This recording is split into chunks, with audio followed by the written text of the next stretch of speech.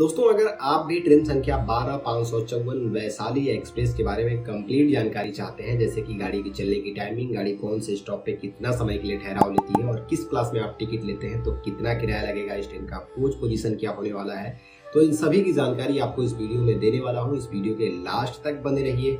आपका कोई सवाल या सुझाव रहेगा कॉमेंट सेक्शन में जरूर बोलिएगा।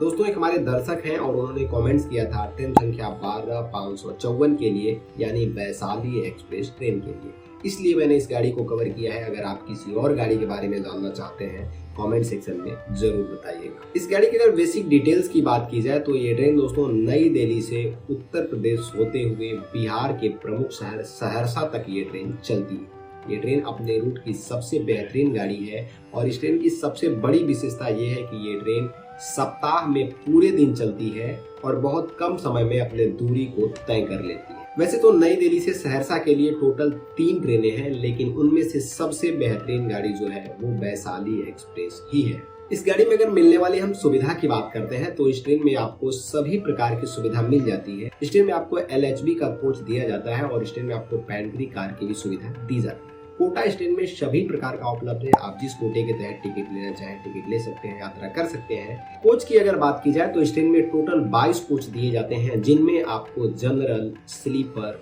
3 टायर, 2 टायर और फर्स्ट AC की सुविधा दी जाती है।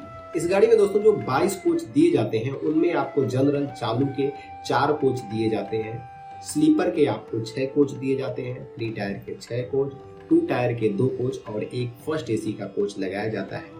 SLR का कोच दिया जाता है और इस तरह से मिला के इस गाड़ी में टोटल 22 कोच होते हैं, जिनमें आपको एक पेंट्री कार का भी कोच दिया जाता है।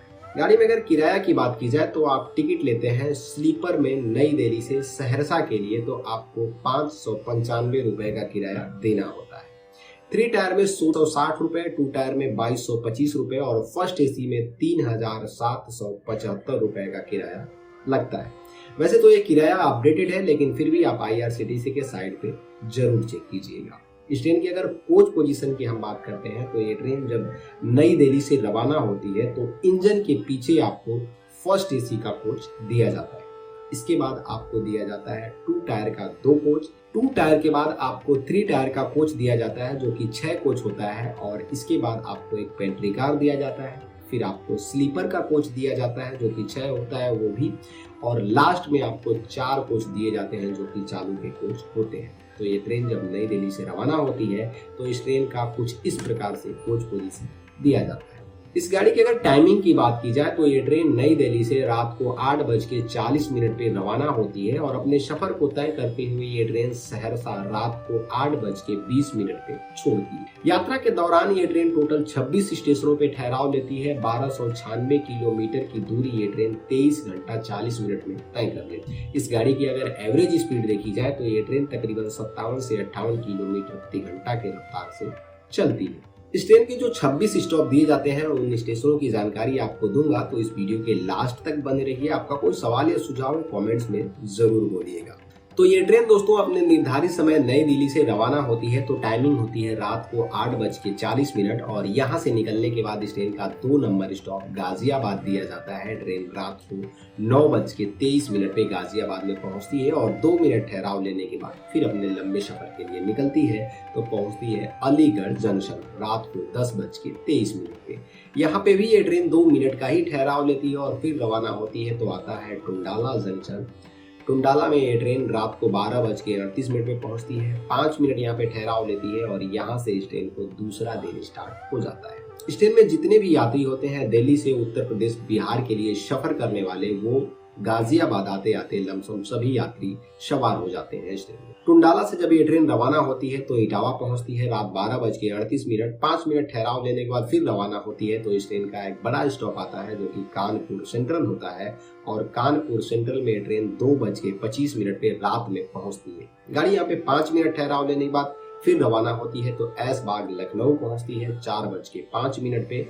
ऐशबाग में ये ट्रेन 10 मिनट के लिए ठहराव लेती है, जो कि अगला स्टेशन लखनऊ में ही दिया जाता है जो कि बादशाह नगर होता है और बादशाह नगर में ये ट्रेन दोस्तों 3:37 पे पहुंचती है। यहाँ पे स्टेशन से काफी मात्रा में यात्री उतरते भी हैं और जब ये ट्रेन यहाँ से रवाना होती है तो बाराबंकी पहुंचती है। अगला स्टेशन गोंडा जंक्शन दिया जाता है, गोंडा 6:32 को आता है। अगला स्टेशन बस्ती होता है, 7:47 पे ट्रेन बस्ती में पहुंचती है। बस्ती के बाद स्टेशन का अगला स्टेशन आता है खलीलाबाद। खलीलाबाद के बाद गोरखपुर जंक्शन और गोरखपुर में ट्रेन 9:25 पे पहुंचती है। 5 मिनट ठहराव लेने के बाद फिर रवाना होती है तो ट्रेन का अगला स्टेशन दिया जाता है देवरिया सदर और देवरिया में ट्रेन दिन में 10:30 पे पहुंचती है।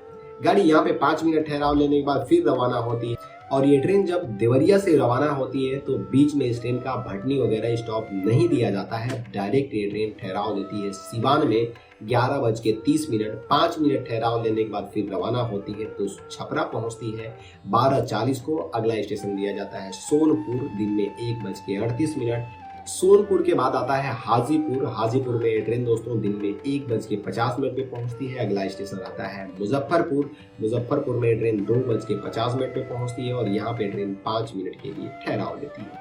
काफी मात्रा में इस ट्रेन से यात्री यहाँ पे उतर भी जाते हैं और जब ये ट्रेन यहाँ से निकलती है तो अगला स्टेशन दिया जाता है समस्तीपुर। समस्तीपुर में ये ट्रेन 3:55 पे पहुंचती है। इसके बाद स्टेशन आता है दल सिंह राय, शाम 4:18। अगला स्टेशन बरौनी आता है शाम 5:15। काफी मात्रा में इस ट्रेन से यात्री यहाँ पे भी उतरते हैं और यहाँ तक आते आते ये ट्रेन तकरीबन 70 to 80% खाली हो जाती है। जब गाड़ी यहाँ से निकलती है तो पहुंचती है बरौनी के बाद बेगूसराय। अगला स्टेशन दिया जाता है खड़गड़िया जंक्शन। खड़गड़िया के बाद आता है अगला स्टेशन मंसी जंक्शन। मंसी में ट्रेन शाम 7:18 पे पहुंचती है, 2 मिनट ठहराव लेती है और फिर रवाना होती है तो इस ट्रेन का लास्ट स्टेशन आता है जो कि और सहरसा में ये ट्रेन रात को 8:20 पे पहुंच जाती है। तो दोस्तों इस तरह से ये ट्रेन 26 स्टेशनों को क्रॉस करते हुए 1296 किलोमीटर की दूरी 23 घंटा 40 मिनट में तय कर लेती है। और जिस तरह हमने आपको ट्रेन संख्या 12554 वैशाली एक्सप्रेस के बारे में जानकारी दिया है, अगर आप किसी और गाड़ी के बारे में जानना चाहते हैं कमेंट्स में जरूर बताइएगा। बाकी वीडियो को लेके आपका कोई सवाल या सुझाव है तो भी बताइएगा। फिर मिलेंगे अगले दिन शाम 6 बजे एक ऐसे ही वीडियो के साथ। तब तक के लिए जय हिंद, वंदे मातरम।